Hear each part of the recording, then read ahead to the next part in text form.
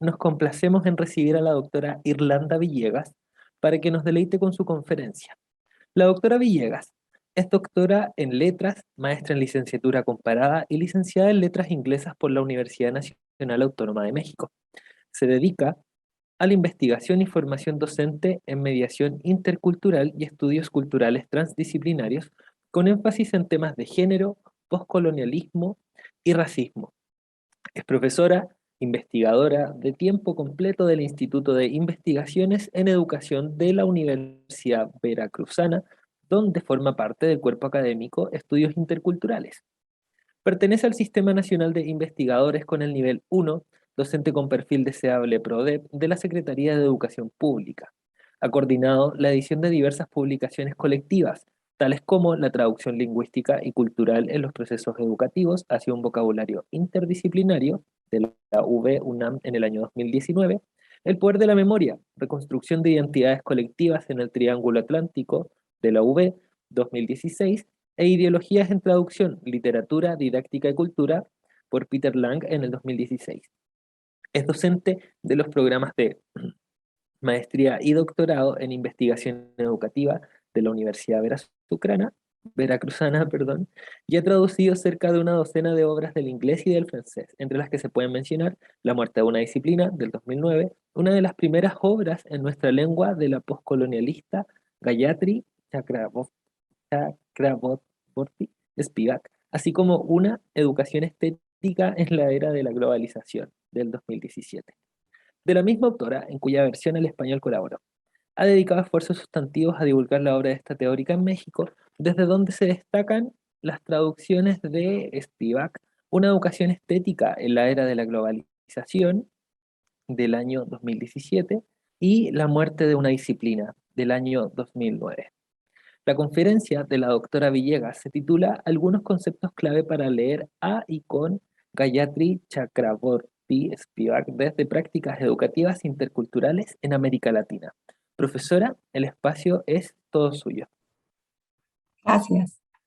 Pues muy buenas tardes. Agradezco antes que nada al CELE y en especial a Aldo Campo por esta invitación. Estoy aquí, me siento un poco de, como decimos en México, de colada, porque pues las personalidades, los colegas que están aquí reunidos son de talla muy importante. Yo en cambio soy una simple académica de a pie, pero me da mucho gusto porque de eso se trata el diálogo sur-sur. También quiero aprovechar para felicitar al doctor José Yuni por la investidura, que es muy merecida según lo que nos han hecho conocer de su currículum. Y bueno, comentarles que estoy aquí conectada desde un pueblo pequeño cercano a la capital del estado de Veracruz, en México, en el Golfo de México. Quisiera comenzar, si me hace favor de pasar la siguiente diapositiva, por favor. Diciendo que pues quiero citar a Spivak en una entrevista que ella le dio a Stephen Moore en el 2011, donde decía algo así como la traducción es mía, no es una traducción nítida, es un poco improvisada, dice. No estoy diciendo exactamente lo que quiero decir, no estoy diciendo exactamente lo que creo que estoy diciendo. Y por si fuera poco, cada uno de ustedes no está entendiendo exactamente lo que estoy diciendo. Es para inaugurar este juego con las nociones spivakianas que, como sabemos, pues son bastante pues profundas, son complejas y bueno, han sufrido ataques de todo tipo, pero creo que con todos son bastante pues útiles para entender nuestro presente y agradezco muchísimo que los doctores Mellino y Banerjee hayan podido ya presentarnos un marco amplio de estudios postcoloniales, decoloniales, y que esto es genial porque ahorran muchísimo trabajo para entrar aquí en una especie de pues de experimentación un poco más aterrizada, trataré, y más, repito, como lo hacemos los académicos de a pie. Bueno, me gustaría pasar a la siguiente diapositiva, por favor. El método que les quiero proponer esta mañana tarde para conversar sobre nuestros intentos de prácticas educativas interculturales desde ejemplos mexicanos conectados con el cuerpo académico, esta célula de profesores, investigadores con los cuales trabajamos, que se titula Estudios Interculturales, Educación Intercultural. Pues yo quiero seguir esta mañana a contrapelo, tomando una palabra del doctor Mellino, de lo que se ha hecho hasta ahora, que ha sido muy ordenado, muy epistémico, muy organizado, quizá muy occidental. Pues yo quisiera seguir un método no tan organizado, basado más bien en un desplazamiento cognitivo de carácter analógico. Creo que es importante rescatar de mi locus de enunciación que hago literatura comparada, y quiero pues trabajarlo desde nociones spivakianas. Hago también la advertencia que por razones del tiempo y de la naturaleza de este evento Sur-Sur que celebra muchísimo, pues mis ejemplos son meramente superficiales, ¿no? Y ojalá den lugar a un conversatorio con todas las personas que nos están escuchando y a quienes agradecemos esta atención. Este método será el de la traducción intercultural, como lo llamaría Boaventura de Sousa Santos, oscilando con la traducción postcolonial, que la plantea Spivak, por supuesto, y consiste en leer desordenadamente desde un a-uso, o sea, desde un uso desde abajo, prácticas singulares, prácticas de una académica común y corriente como lo soy yo, como lo que me considero, prácticas no verificables, y quiero hacerlo desde ahí porque es desde ahí desde donde sobrevivimos en este sur. Dado que me han precedido aquí importantes pensadores como Mellino, como Banerjee, pues yo daré por sentado, quizá faliblemente, que estamos ya familiarizados todos con muchas de estas nociones teóricas, y trataré simplemente de ilustrarlas con prácticas propias o cercanas, muy en el estilo, aunque sin el decoro y quizás sin la elegancia de lo que ha hecho nuestro predecesor, el doctor José Yuni, que lo ha hecho de manera muy bella, relatarnos esa autobiografía, esa autoetnografía, relacionándola con los problemas de la educación inclusiva. Pues yo simplemente, como creo que varios en este seminario ya estamos familiarizados con estas nociones teóricas, trataré simplemente de ilustrarlas con prácticas propias o muy cercanas, y entonces trato de mencionar, aunque sea muy por encimita, desde un punto de vista pragmático, nociones que solemos enfrentar teóricamente. Un poco el desafío que nos plantea la doctora Ishita al comentarnos la imposibilidad de trasladar estas nociones a una practicidad. Estas nociones nosotros las enfrentamos teóricamente todo el tiempo, y sin embargo es complejo poderlas expresar. Muchas veces ni siquiera entendemos cómo aterrizarlas en las prácticas educativas ya singulares, pero todos nosotros o muchos de nosotros tenemos un compromiso social alto y también queremos practicar una pedagogía crítica. Entonces, creo que desde ahí es desde donde nos sirven. Usaré esta suerte de traducción intercultural para aplicar localmente nuestro intento, repito, es un intento, también como ya se ha dicho esta mañana, sin garantías, ¿verdad?, de poner en práctica esfuerzos por disminuir asimetrías y no solo reconocer la diversidad de diversidades, sino también desestabilizar hasta donde nos es posible instituciones colonizadoras. Obviamente en una cuestión humilde, no es ambiciosa.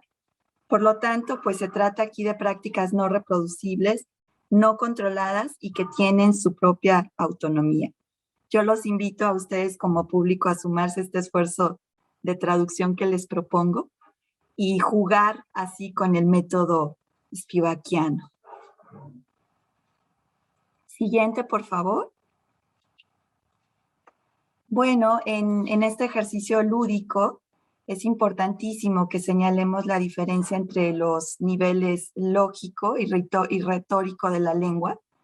Y pues aquí ya empiezo el jugueteo que pretende ser de verdad informal y más dialógico con ustedes, que Spivak realiza cuando se refiere a la lengua. Ella nos explica muy bien que de esta relación entre el nivel lógico, es decir, la gramática, su sistematicidad, y el nivel retórico, es decir, su naturaleza de disrupción o de que las cosas no se organicen semióticamente, pues es justamente de esta relación de donde surge el significado, donde vamos construyendo, ¿no? Entonces, la construcción de significado o significancia de cada práctica o experiencia educativa, yo los invito a verla considerando estos dos niveles y cómo oscilando entre ellos es como trataré de realizar esta traducción entre prácticas desde conceptos spivakianos.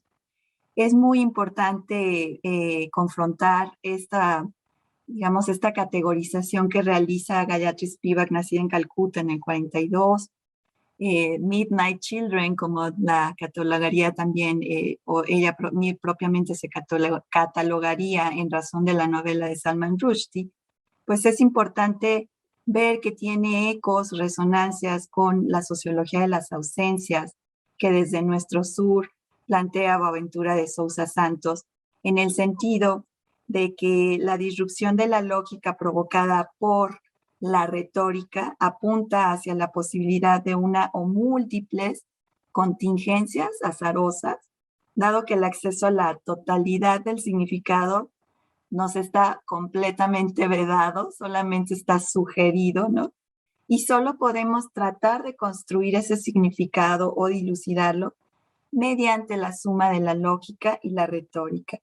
Entonces, el verdadero significado o los verdaderos significados, o ni siquiera verdaderos, sino los significados azarosos y contingentes que podamos crear o construir para nuestras prácticas, saltan precisamente en el vacío entre esa lógica y retórica. Siguiente, por favor.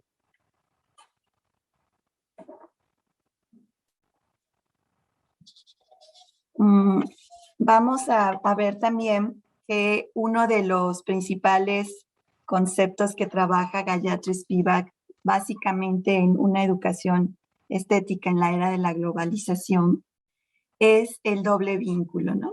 En el original Double Bind, también cuando solo se refiere a un extremo de esta, digamos, como hélice o como yo me lo imagino a veces como un 8 infinito, esto soy yo, no es Spivak. Single bind es aporético, o sea, cualquier decisión que se tome de estos dos extremos que se plantean en el espectro del vínculo va a ser falible, va a ser fallida, pero hay que tomar una de esas decisiones. Doble vínculo es un concepto spivakiano muy útil, creo yo, para tratar de comprender nuestras prácticas educativas desde el sur. Yo puse en mi título América Latina, pero en realidad eso es demasiado pretencioso. Yo lo que quiero realizar es comentarles prácticas que realizamos nosotros con las que estamos familiarizados. El doble vínculo implica que aprendamos a vivir con instrucciones contradictorias que nos caen encima en todo momento. Aprendemos nosotros a escucharlas y a permanecer en el juego aún bajo, digamos, nuestra incomodidad. Y habitamos al mismo tiempo por lo menos esos dos extremos del espectro. Spivak habla de dos extremos. Yo creo que nosotras, cuando sigamos teorizando, vamos a poder decir que quizá hay más de simplemente dos lugares, dos polos que ocupar. Aquí yo me quiero referir a prácticas de vinculación comunitaria en trabajos recepcionales en universidades interculturales, donde se enfrenta los estudiantes a esta doble decisión. ¿Cómo poder, digamos, satisfacer necesidades, demandas, deseos de las comunidades en donde están inmersos y a la vez tienen que responder a algo que ya mencionó esta mañana nuestro primer expositor, a todas las demandas del trabajo colonizador y todavía muy eurocéntrico, muy academicista de nuestras universidades. Cómo realizar esas tesis, esos trabajos recepcionales, dando respuesta a ambas demandas, es un ejemplo para mí del doble vínculo y se los ofrezco a ustedes para echar a andar en modo analógico las prácticas que ustedes mismos realizan. También es lo propio para prácticas de vinculación con grupos y colectivos que participan en investigaciones educativas que también tienen que reportarse en algún tipo de informe académico, normalmente es una tesis, que todavía no superamos salirnos de esos estándares escritos, tal extensión, tal aparataje crítico, tal, digamos, nivel discursivo, ¿no? Y esas prácticas de vinculación con los grupos comunitarios, con los colectivos reales, cuesta mucho trabajo, de verdad, como traducirlas a ese lenguaje tan rígido, tan acartonado. Sin embargo, seguimos jugando a eso en nuestras instituciones de educación superior. Otro ejemplo es una pregunta que pretende detonar que ustedes mismas busquen en sus prácticas qué sucede, hasta dónde interviene, hasta dónde se consulta o se beneficia o se perjudica o se harta, se llena de hartazgo a comunidades o a actores que están inmersos en nuestras investigaciones educativas. Esto también yo lo hallo muy relacionado con ese doble vínculo. ¿Hasta dónde deben cumplirse los estándares académicos, la usanza institucionalizada? Nosotros tenemos, como varios aquí, la necesidad también de pertenecer a esta academia y un doble vínculo que encuentro en lo personal es esto de tener que pertenecer a sistemas reconocidos en nuestros diferentes países para tener una jerarquía, un cierto poder en la academia, ¿no? En el caso de mi país es el Sistema Nacional de Investigadores, que como nos explicó muy bien nuestro ahora doctor honoris causa, pues obedece a imperativos de cuantificación, de productividad, que son muchas veces falsos y que no necesariamente se correlacionan con productos de calidad ni con investigaciones de verdad que se requieran y que sean pertinentes, que sean situadas en las prácticas que sí necesitamos. Hay que recordar que el doble vínculo no es genealógicamente hablando un término de Spivak, sino que ella lo retoma de George Bateson desde 1972. Y básicamente también él comentaba mucho cómo el cientificismo del positivismo que somos herederos y la imaginación conforman este doble vínculo y no siempre de manera, digamos, armónica. La más de las veces es plantear un verdadero conflicto. También tenemos en varias universidades interculturales y a veces en algunas universidades convencionales la necesidad de invitar a sabios comunitarios. ¿Y qué pasa? Que ni siquiera podemos extenderles una constancia por su participación, mucho menos una retribución económica, porque estos sabios, aunque estén altamente calificados en sus comunidades, no poseen un documento, una certificación escolar que nos avale como instituciones académicas para dotarles siquiera de una retribución por el trabajo, por las horas, por la energía compartida con nosotros. Ese es otro ejemplo de doble vínculo que yo encuentro. ¿Quién puede hablar de nosotros por los demás, no? Y creo que cuando hablamos del doble vínculo tenemos que recordar algo que menciona Spivak en ese libro de Una educación estética. Queremos las ganancias de la esfera pública, pero también tenemos que vivir simultáneamente las limitaciones de la esfera privada. Podemos ir a la siguiente, por favor.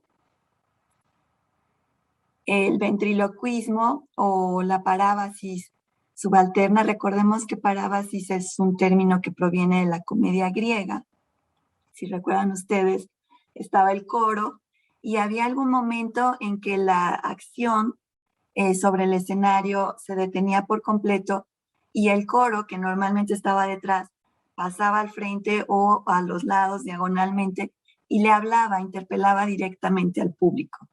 El ventriloquismo tiene mucho que ver con una parábasis subalterna. Ya la doctora Banerjee nos ha explicado bastante bien en qué consiste esa subalternidad. Lo hicieron también los otros dos expositores. Entonces se trata como de una metadiálogo, metareflexión, ¿no? Y aquí tenemos que recordar el famosísimo ensayo Can the Subaltern Speak? Puede hablar él o la subalterna, también hay una traducción en femenino. Y bueno, pues aquí ya nos han recordado también nuestros expositores anteriores cómo hay una imposibilidad de ellos de hablar, ¿no? Pero también hay una imposibilidad de que, por ejemplo, quienes acompañamos prácticas educativas con grupos comunitarios o investigaciones educativas, pues que también nosotros hablemos por ellos. Eso tampoco es posible. Tenemos una imposibilidad de hallar una posición de enunciación y sin embargo todo el tiempo estamos desafiados a mencionar ese locus. Solo el margen puede leer al margen, nos dicen, por ejemplo, pensadoras como Karina Vidaseca y Marta Sierra. Y recordar que cuando representamos a los demás, aún sea en nuestras tesis, en nuestros trabajos, en los informes, en los artículos que tratamos de escribir, pues estamos ya cometiendo también un acto colonizador. Entonces, aquí enfrentamos el doble vínculo, cómo zafarnos de esa, digamos, falta de comprensión o falta de un verdadero acompañamiento hacia las comunidades con las que trabajamos. Yo encuentro muchísimos ejemplos de esto en nuestras prácticas cotidianas de a pie en la academia. Por ejemplo, los sistemas de notación y aparataje crítico en las tesis de grado, que muchas veces nos impiden hablar, aun cuando tratemos de hablar por un colectivo, en una voz plural, ¿no? En una primera persona plural, o aun cuando se trate de grupos que trabajan con lenguas originarias donde el yo no existe, pues hay que traducir a un yo si se quiere obtener ese grado. Asimismo, seguir sistemas de notación como APA, que es el más predominante en mi país, que invisibilizan actores, ya no digamos traductores, que invisibilizan género, por ejemplo, ¿no? Hay otras metodologías de traducción y mediación intercultural en procesos investigativos mediante las cuales tratamos de paliar estas problemáticas, ¿no? De quién habla por los demás, cuándo se cede la voz, cómo hacer reconocibles esas diferentes polifonías en nuestros trabajos. Y tenemos que visibilizar la diversidad de los locus de enunciación como lo son, como espacios dinámicos muy complejos, ¿no? El diálogo transcultural y la copresencia radical que propone Boaventura de Sousa Santos, yo creo que puede casar muy bien con puede hablar el subalterno, ¿no? Para tratar de encontrar digamos, una manera, un término medio de poder dar esas palabras. Hay un libro muy, muy reciente, Investigaciones en Movimiento. Aldo Ocampo nos puede contar también más al respecto. Y uno de los expositores que seguirán, el doctor Gunther Dietz, es uno de los editores de este libro, donde precisamente se da cuenta de la compleja posición de las y los investigadores que acompañamos prácticas educativas, cómo situarnos, quién aprende de quién, cómo todo esto se construye en colectividad y cómo es tan difícil señalar las voces participantes.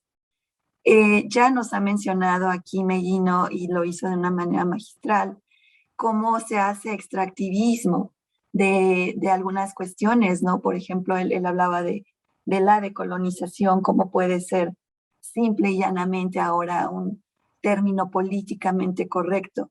Y lo mismo ha sucedido con el término intercultural, adjetivando a la educación. nos ha sido extraído por diferentes esferas políticas públicas de la educación y ha sido cooptado digamos, planes de desarrollo nacionales, vaciándolo de su primer significado. Entonces, nuestras luchas siempre tienen que ser por volver a redefinir, volver a apropiarnos, reapropiarnos, recrear estas terminologías, jugar en esos juegos de dobles vínculos y de multi y plurivocidad, de polifonía. Siguiente, por favor. Irlanda, le quedan 5 minutos. Muy bien. En la educación estética, pues es lo principal. Requerimos un mundo nuevo donde donde los deseos estén reorganizados, una transformación epistémica, ¿no? Y reordenar reflexivamente esos deseos. Lo que Spivak nos propone es desplazar de creencias a imaginación. Y quiero mencionar rápidamente 2 ejemplos. Los estudiantes de universidades interculturales en América Latina, pero lo hemos visto mucho aquí en nuestro país, se les ha ofrecido educación in situ, que la universidad vaya a sus comunidades.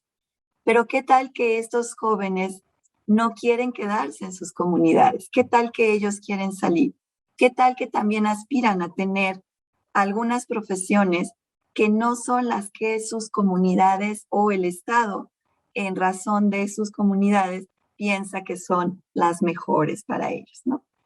Y también hay ejemplos muy específicos con los que hemos trabajado desde nuestra célula, de egresados de programas de formación de intérpretes traductores en lenguas originarias que tienen que jugar a representar a veces a miembros de su comunidad, pero también a veces a las fiscalías, o sea, a las autoridades. Nuevamente vemos aquí un doble vínculo y cómo tenemos que trabajar desde este desplazamiento de los deseos para que podamos como agencialmente construir estas prácticas educativas. Vamos a la siguiente, por favor. Todas estas cosas que estamos platicando aquí provienen de experiencias de formación de formadores, de nuestros posgrados, de las investigaciones con las que trabajamos. Tenemos que recordar que ese esencialismo estratégico ya nos platicó toda la charla de Ishita, girado en torno, en parte puede ser leída desde esta, digamos, facción de la autoadscripción o de las acciones afirmativas para obtener apoyos financieros institucionales u otros beneficios, ¿no? También encontramos otro ejemplo muy en boga ahorita aquí en la ciudad de Jalapa, por ejemplo, y en otras metrópolis, donde se está estudiando la lengua originaria mayoritaria en México, que es el náhuatl, por gusto. Entonces tenemos a chicos que ya tienen aprendizaje de inglés, de francés, incluso de japonés, y ahora buscan aprender náhuatl. Yo veo esto como una suerte de esencialismo, porque además, desde luego, lo buscan este aprendizaje herederos, aunque ya no sean hablantes activos o recordantes de estas lenguas. Y estas prácticas las tenemos registradas también nosotros. Siguiente, que ya es la última. Tenemos en la heteronormatividad reproductiva, pues algo que también ha sido mencionado esta mañana, una correlación con los feminismos, sobre todo con que pueden retomarse esta noción spivakiana desde el tercer feminismo que se plantea ahora en nuestro sur, ¿no? Y hay una pregunta muy bonita que Spivak se plantea. ¿Cuál es el feminismo que está en mis huesos, no? Creo que nosotras desde el sur, como teóricas del feminismo, como mujeres, estamos pensando en intersecciones estratégicas, ¿no? De nuestras identidades colectivas, y creo que retomamos también de teorías de hibridación y de la frontera, como el nepantlismo, ¿no? Para tratar de descolonizar prácticas. Aquí la pregunta que nos interpela a todas y todos es cómo hemos decidido ganarnos la vida las académicas, ¿no? En nuestra práctica cotidiana realizamos círculos de lectura con perspectiva de género, recordando mucho también la importancia de la lectura que nos ya nos comentaba nuestro primer expositor esta mañana, ¿no? Pero lo hacemos para tratar de desmontar prejuicios. Y estoy terminando con esto, Marco Antonio. Perdón, es que no, como ya no puedo ver mi pantalla, no veo el reloj y ya me estoy excediendo bastante. Sería la última diapositiva, nada más para que ustedes puedan verla, por favor, la que sigue. Lo por venir, vamos contra toda esperanza. Hay que saber qué error cometer, ¿no? Por ejemplo, qué nuevos programas académicos impulsar, qué seminarios realizar, a qué políticas educativas adherirnos, qué fisuras aprovechar, ¿no? Todavía no llegamos, pero no perdemos la esperanza. Y mis últimas diapositivas, por si quieren pasarlas en lo que comentan ustedes las preguntas o posibles comentarios, si es que hay, me gustaría que las vieran porque es pues la obra de Spivak así muy, bueno, la planetariedad ya no me voy a meter ahí, sigamos con la que continúa, los libros de ensayo más relevantes de Spivak y la bibliografía que utilicé para armar esta, que es un experimento, repito, y que pretende detonar en ustedes mismos la reflexión de manera analógica de lo que ustedes realizan. Muchísimas gracias por la paciencia.